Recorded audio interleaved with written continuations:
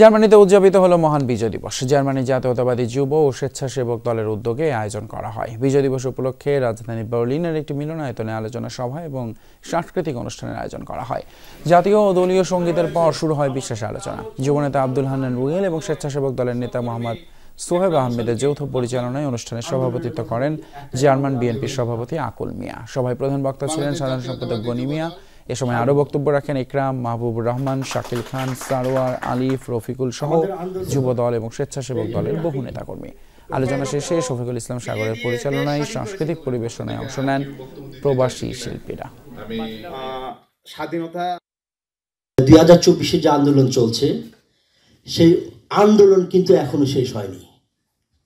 আমাদের বিজয় হয়েছে, কিন্তু আমাদের আন্দোলন শেষ হয়নি। 1971 সালের 16 ডিসেম্বরে বিজয়ের মাধ্যমে পৃথিবীর বুকে একটা স্বাধীন ও সার্বভৌমিক দেশ বাংলাদেশের জন্ম।